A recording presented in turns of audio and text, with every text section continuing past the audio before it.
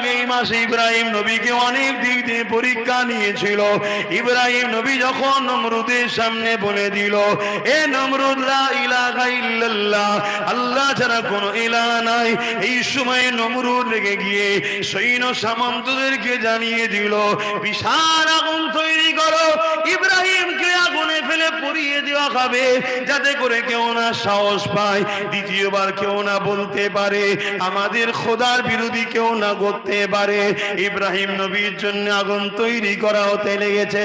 নমরুদের রাজপ্রাসাদের সামনে এমন করে বিশাল অগ্নিকুণ্ড তৈরি করে সেখানে মাছকে মাছ কাঠ জড়ো করা হলো। এত বিশাল অগ্নিকুণ্ড করা হয়েছে, সেই অগ্নি আগুনের কাছে মানুষ যে ফেলতে যাবে এই কাছে আর যেতে পারছে না, এত তাপ বেড়ে গেছে, যে ফেলতে যাবে সেও পুড়ে যাবার চান্স রয়েছে। এই জন্য তখন প্ল্যান দেওয়া হলো যে বড় প্ল্যান করে রশিকল করে দড়িকল করে বা কপিকল করে এমন করে দূর থেকে ছুঁড়ে ইব্রাহিমকে ওই আগুনে ফেলে দেওয়া হবে। এই প্ল্যান যত যত কাজ হয়ে গেল, কথা তৈরি হয়ে গেল। এই তৈরি হয়ে যাবার পর ইব্রাহিম আলাইহিস সালামকে ওই কপিকলে বসিয়ে দেওয়া হয়েছে। এবারে খোরান হতে লেগেছে, রশিটা কেটে দেওয়া হবে। ইব্রাহিম আলাইহিস সালাম ছুটে দূর থেকে উড়ে গিয়ে আগুনে পড়তে লাগবে। ঠিক এমনই সময় হযরতে জিবরাইল আলাইহিস সালাম চলে আসলে, এসে বলতে লাগলেন, ইব্রাহিম আলাইহিস সালাম কিছু প্রয়োজন আছে, কি বলো? ইব্রাহিম আলাইহিস সালাম বললেন, অবশ্যই প্রয়োজন আছে, কিন্তু আপনার কাছে নয়, আমার প্রয়োজন আমার মালিক আল্লাহ পাকের কাছে রয়েছে। এইরকম একটা সময়তে ইব্রাহিম আলাইহিস সালাম বলতে লেগেছে, ও হযরতে জিবরাইল, আল্লাহ আমাকে পরীক্ষা করতে লেগেছে, তুমি আমাকে ডিস্টার্ব করো না। ও হযরতে জিবরাইল, আমাকে নমরুদ আগুনে ফেলতে লেগেছে, আমার আল্লাহ সব দেখতে পাচ্ছে, যদি আমার আল্লাহ এই নমরুদের আগুনে ফেলে তিনি খুশি হয়, এতে পুড়িয়ে আমার আল্লাহ যদি খুশি হয়, আমি আমার আল্লাহর জন্য একবার দুবার নয়, হাজারটা যদি জিন্দেগি পাই, 1000 বার পুড়তে রাজি আছি। আরো জোরে বলুন সুবহান। কি প্রেম ছিল আব্বা, দেখুন আমরা পারবো আল্লাহর জন্য 1000 বার যদি জান দেয় আল্লাহ, 1000 বার আগুনে পুড়তে রাজি আছি, আমরা পারবো? যদি বলা হয় আল্লাহর জন্য চলো লড়াই করতে হবে, পারবেন? তাহলে বলুন আমরা কোথায় আছি?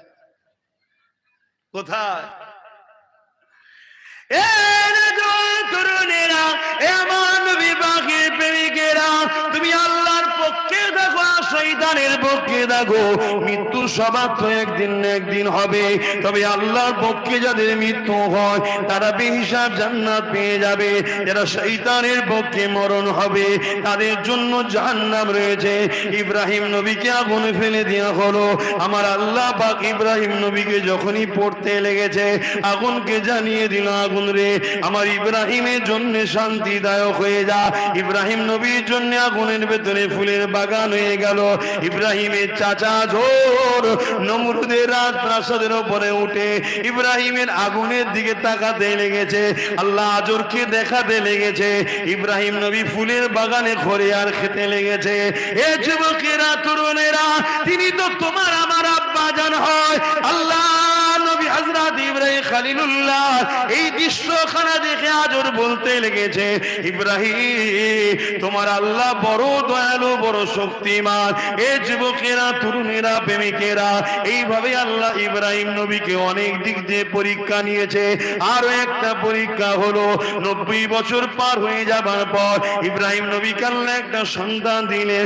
সন্তানটা হওয়ার পরে আল্লাহ পাক বলেছিল, ইব্রাহিম তোমার স্ত্রী আর তোমার বাচ্চাকে এই মক্কাতে রেখে আসো, যেটা এখন কাবা রয়েছে ওই জায়গায়। তখন ঘরটা ছিল না, কেননা নূহ নবীর প্লাবনেতে ওই সময় ঘরটা শহীদ হয়ে গিয়েছিল।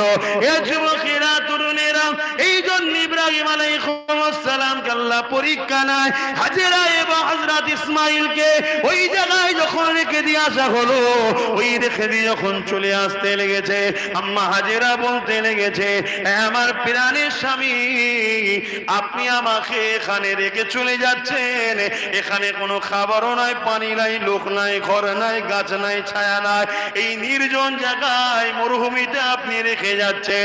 ইব্রাহিম নবীর মুখে কোনো কথা না, আবার বলতে লেগেছে কেন রেখে যাচ্ছেন? ইব্রাহিম নবী খামোশ হয়ে আছে। আম্মা হাজেরা বলতে লাগছে, আমার প্রাণের স্বামী, এটা আপনার আল্লাহ কি হুকুম দিয়েছে?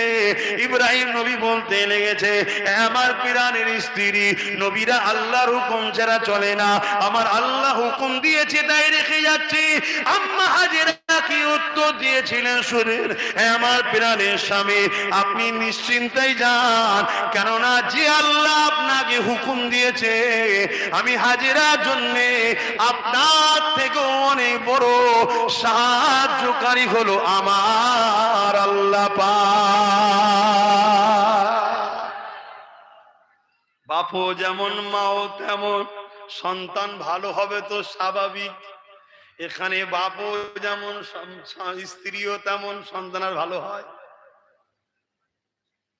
আহা, কত ভক্তি, দেব কত বিশ্বাস, কত বিশ্বাস। আমাদের সেই ইয়াকিন আছে আল্লাহর উপরে যে আল্লাহ যা হুকুম